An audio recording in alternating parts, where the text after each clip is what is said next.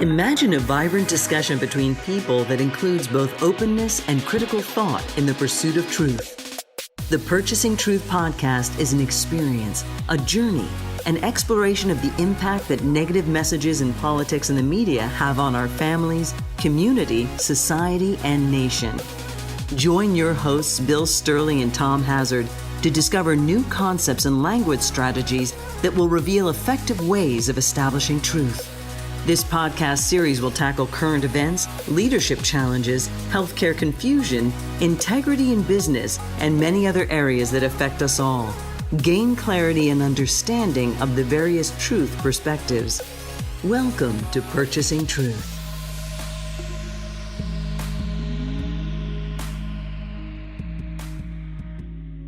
Welcome to Purchasing Truth. I'm Tom Hazard with your host, Bill Stierle. And, Bill, I'm very interested to talk with you. I have to say, I probably could use a little support because I've had some very challenging conversations with other parents at my daughter's elementary school that really show me how hard it is to get people to move off their beliefs, especially regarding COVID, mask wearing, the vaccine. And I think a lot of us in our country, regardless of which side of the issue you're on, are dealing with this. Well, I appreciate this. This is kind of the side effects of having a belief. There's a side effect. The side effect is that I don't want to give it up. And I don't want to, all of us have struggles. All of us struggle with change. Human beings, we kind of struggle with change because there's a part of our mind that says, I want to grow. I want to learn. I want to do something new. And then there's this other part of our mind says, hold on a second. I need a foot on the brake. I need to slow down. I'm not going to question that belief. I'm not going to change. Now, the unsettling part of this is that we get to choose. We get to choose when we want to stop changing and growing. We get to choose that. We get to say, enough's enough. I'm not going to change anymore. I'm going to stick with what I got.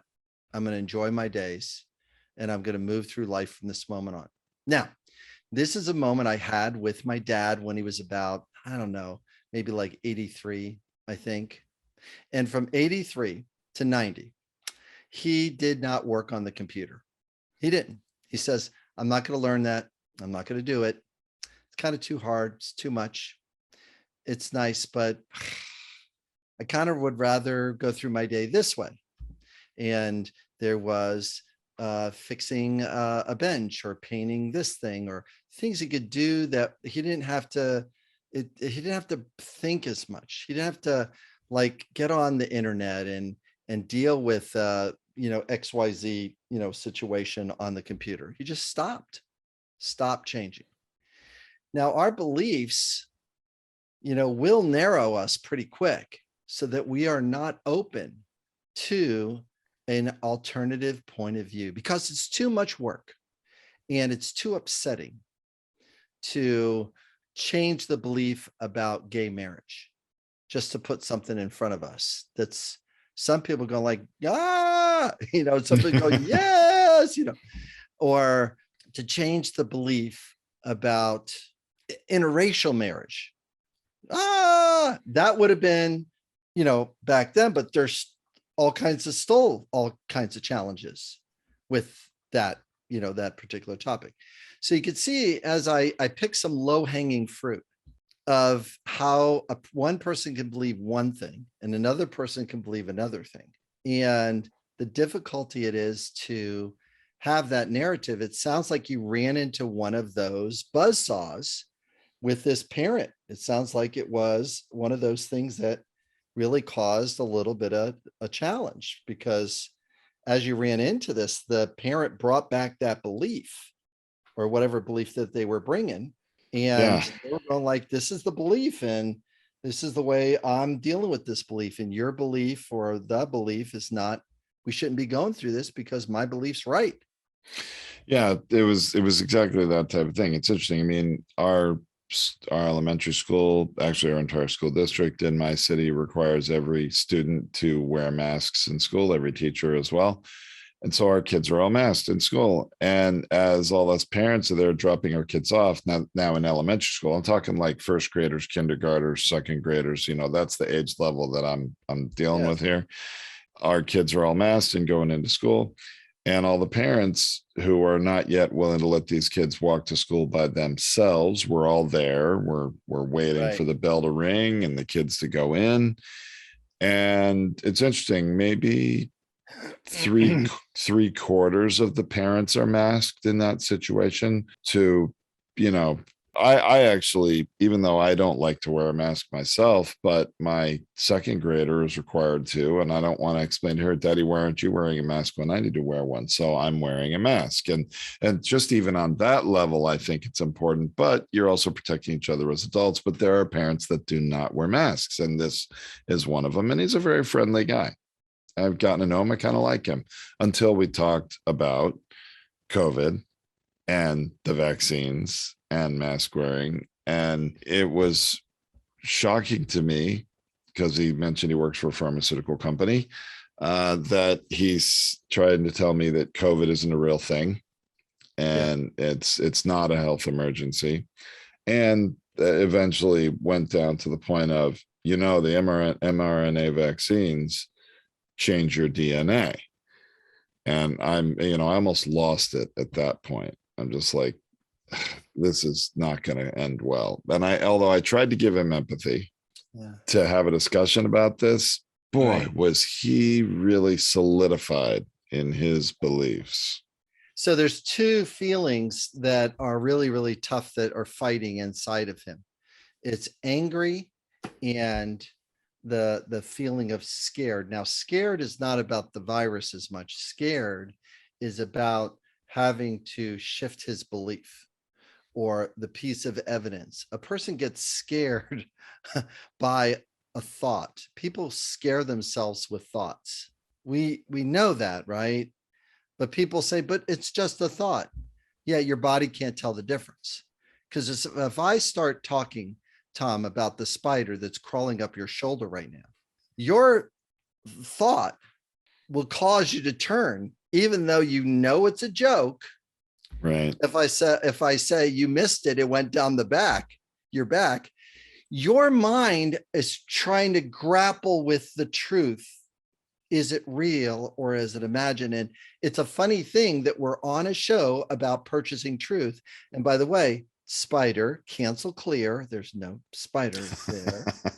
We need to clear the thought, cancel it, and then clear it. Spider, cancel, clear. We want that narrative to end. Now, in this parent, a person's going to, as Napoleon would say, people die for medals. They die for the belief of recognition or respect. They die for that, will die for the belief just to win the medal. Even after they're dead, they're going like, well, my parents will remember me and they'll get this medal about me. And they'll remember that I died because I was loyal to France, to America, to this, to that. They'll die because they'll remember me because. And I want to leave that legacy, that impression. I want my life to have meaning for that belief. Now, as soon as I go down that path, there's people that will fight over a product on a shelf in a store. They'll fight over it to injure somebody else and even kill somebody else over a product. And that's called product loyalty. I love this product and there's only a few of them on the shelf.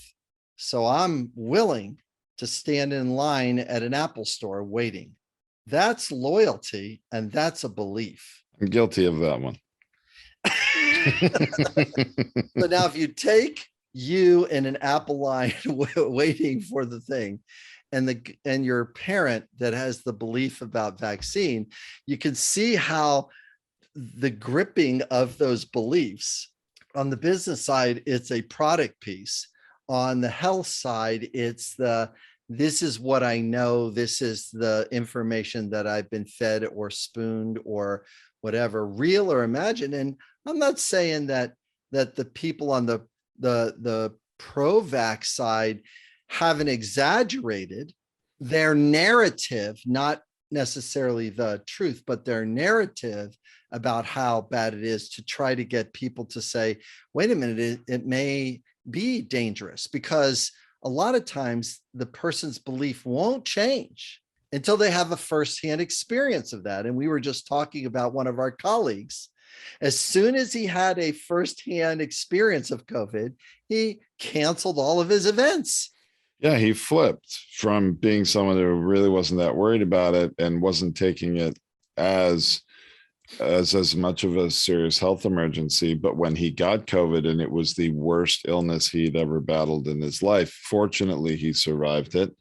Then all of a sudden he's like, whoa, yeah, we need to cancel our events. We're not going to have another event until after people can be vaccinated. Yeah, he went right down, flopped over and stuff like that. And yeah. And it's like, the thing I feel exasperated about is it's not until there's that defining moment or picture or celebrity that is high enough on the food chain to make a difference. For AIDS, it was Rock Hudson and Magic Johnson. I mean, as soon as the two celebrities started fighting the battle, and then one dying and one living, as soon as that started showing up, and as soon as it dramatically affected the career, why was the NBA's shutdown so dramatic? Why was it so dramatic? Is because of what happened with Magic Johnson and AIDS. It was so dramatic. It's like, oh no, we have experience here. Mark Cuban's phone call at the floor. What? The season's has been canceled. There's no more live games. What? As the owner, he's going like, huh? Yeah, the league just pulled the trigger on your team. What the hell happened? And the reason why it was so dramatic is the experience, and the experience from the past had already a belief experience around it of, this is bad, and we know what happened to us last time.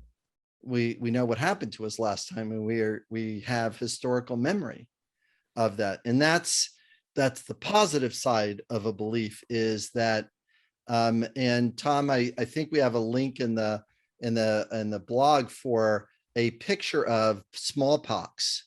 So that image is like so dramatic. That image is incredibly dramatic. And in fact, it really highlights the power of vaccines in a way that's very apparent. And for those watching the video, I can share it right here, is that, this is a website about the history of vaccines, and it shows a picture of a boy who's vaccinated for smallpox and one that isn't.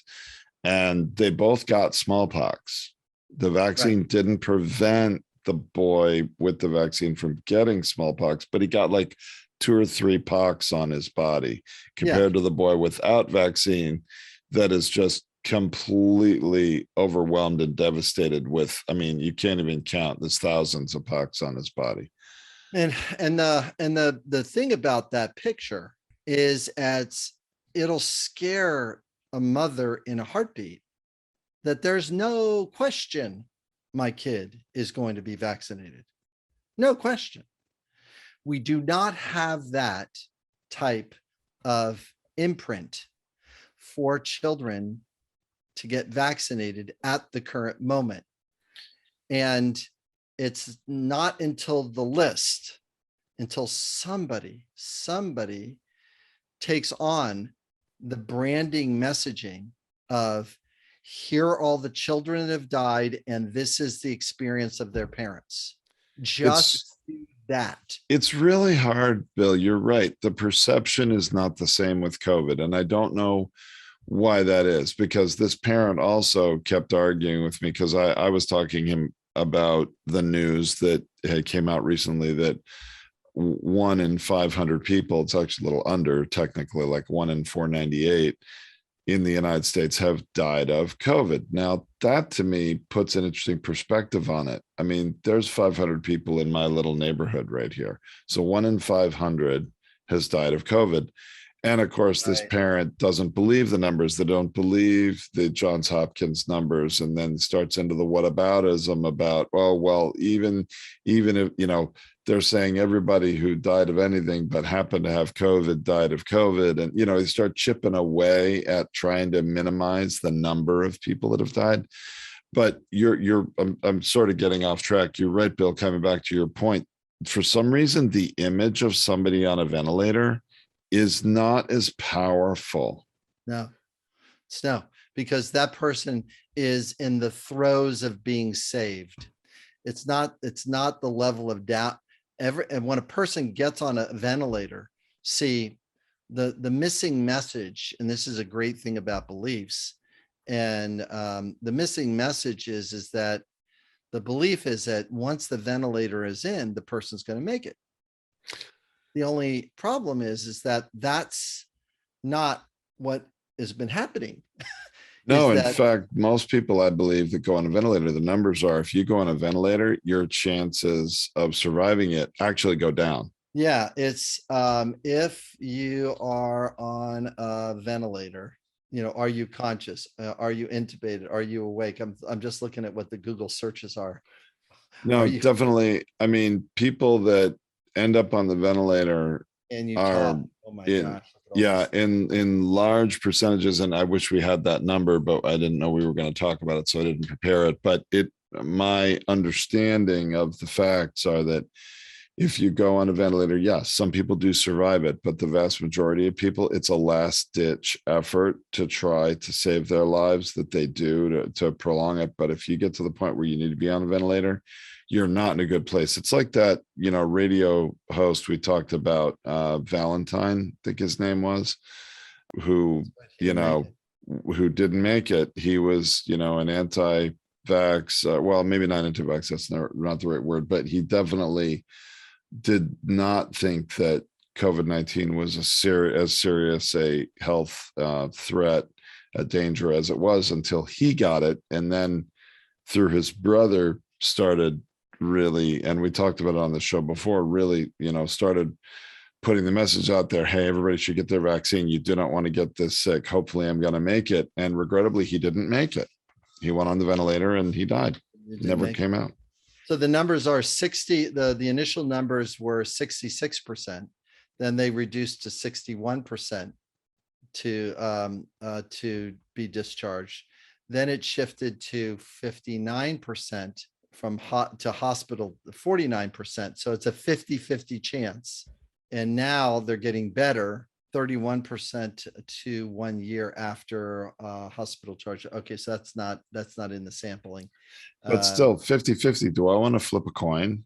Flip the coin about that. Okay, so now getting back to our beliefs, have some problems to it, because that's what truth is about, right?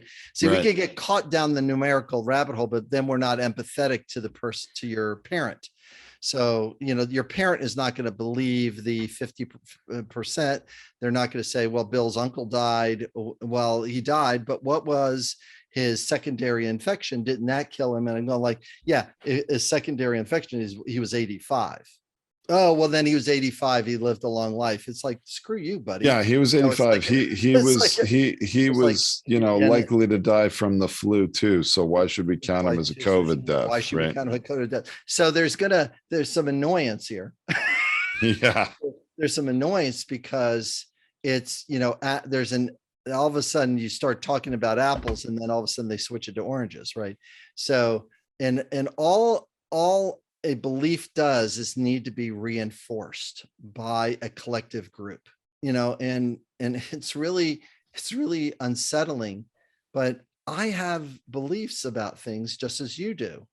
And it doesn't make my beliefs better than yours, Tom, or than this other person's beliefs who happens to have a story narrative in their human experience, just like we do.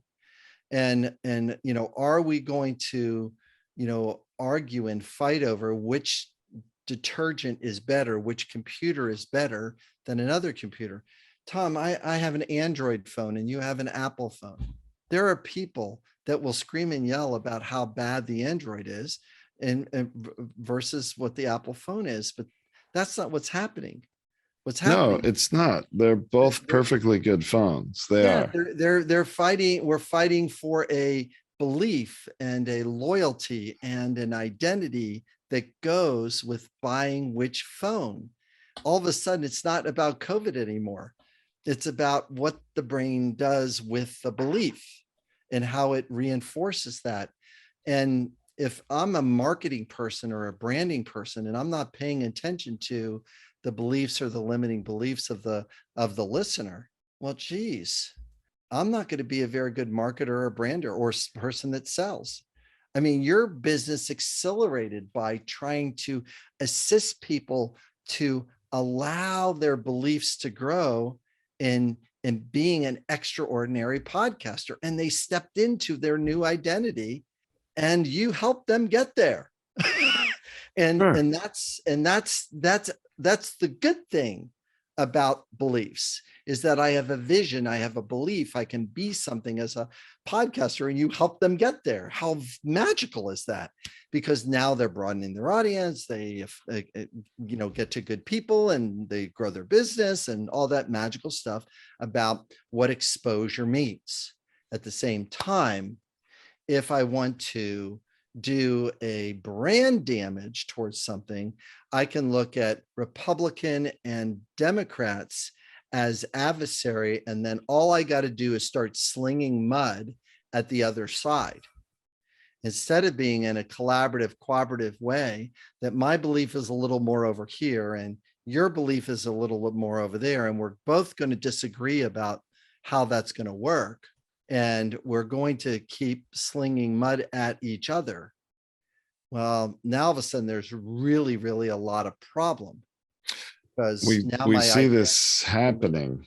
we see it happening. See it happening a lot with this school mass debates. And, actually Jordan Yes. Klepper did a recent piece where he, shined a light on that. And it really does show these beliefs that people have about the masks, and that they haven't done any research or homework. They would prefer their kids not wear a mask. They think it's bad for you.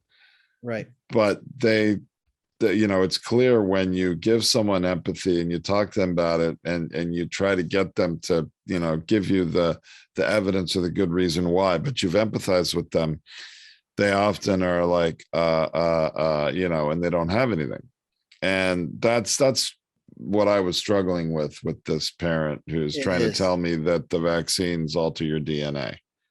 Now, all of a sudden, I'm going to step in with an empathy moment with that parent. Let me pretend I'm you, and so our viewers can see how this would work.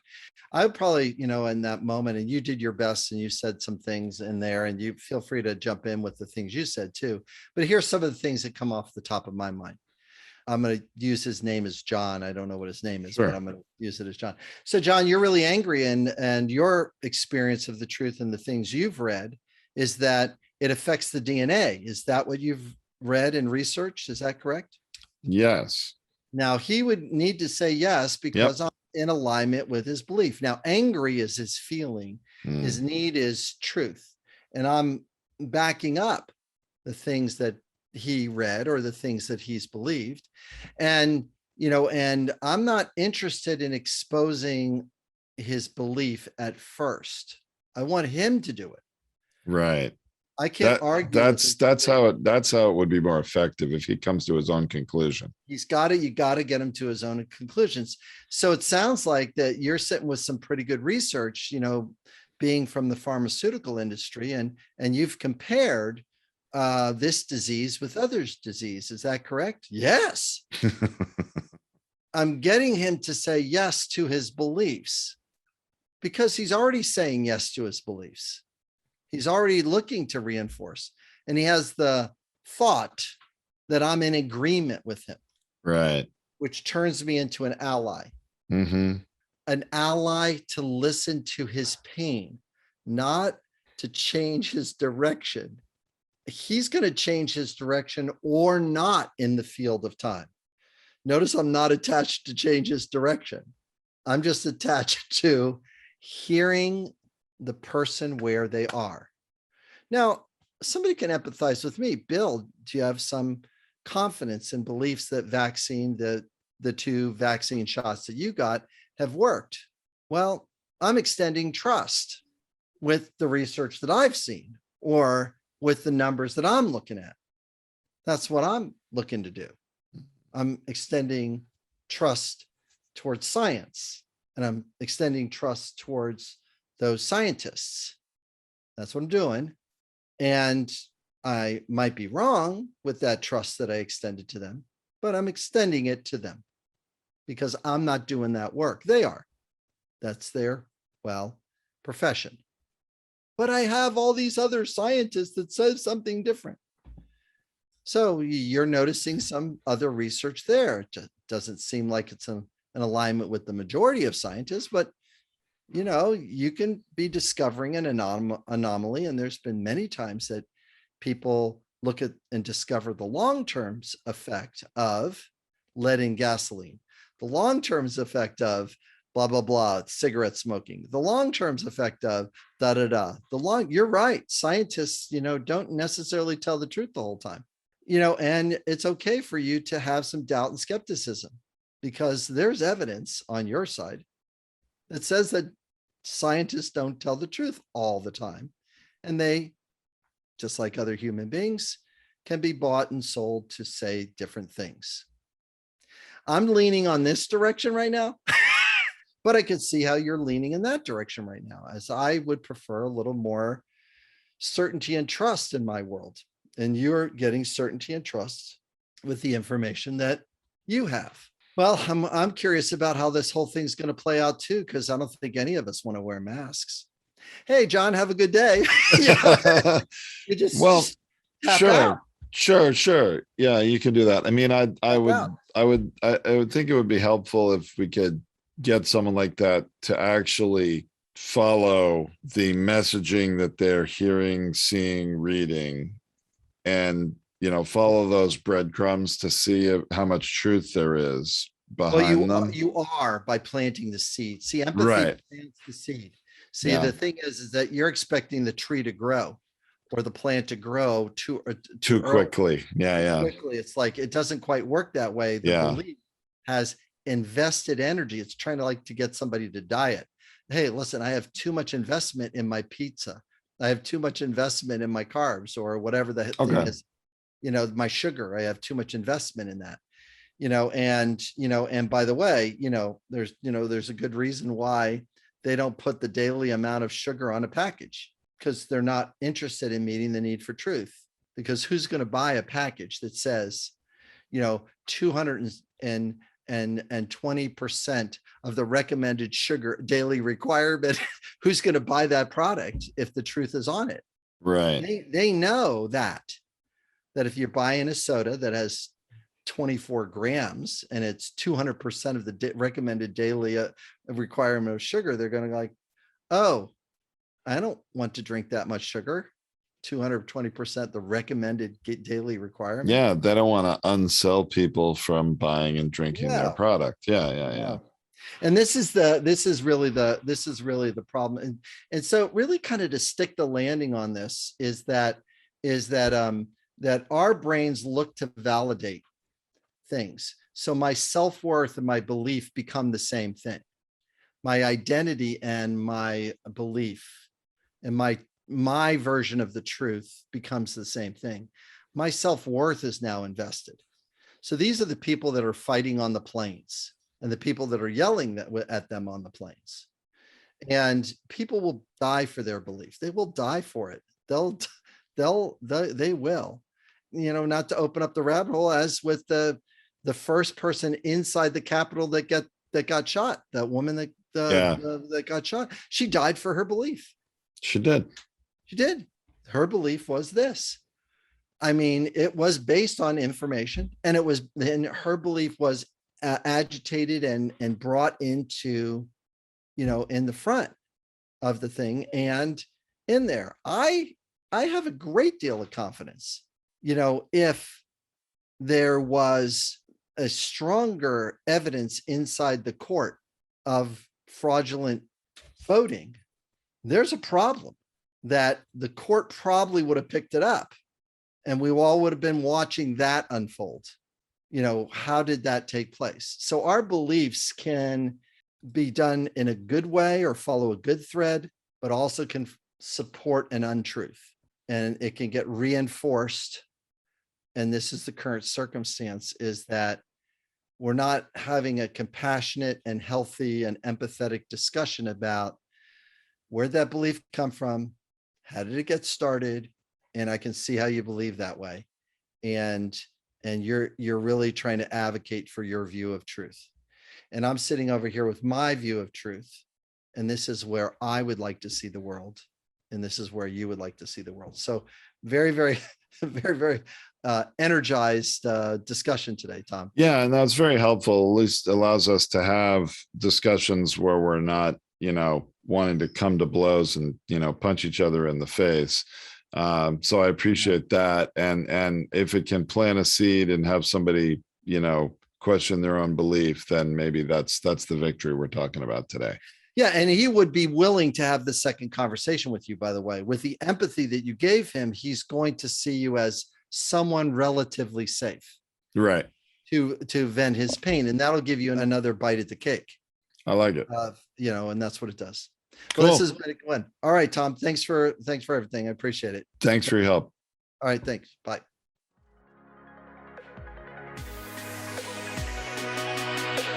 Thank you for listening to this Purchasing Truth podcast. We trust that you have enjoyed this engaging and thought-provoking conversation. Our hope is that you've received value, found clarity, and broadened your truth perspective in this episode. If you did, leave us a review or visit our website, purchasingtruth.com. Join us again for another informative and content-rich discussion here at the Purchasing Truth podcast. Don't just accept whatever information comes your way. Join the discussion. Discover your own voice. Purchase your own truth.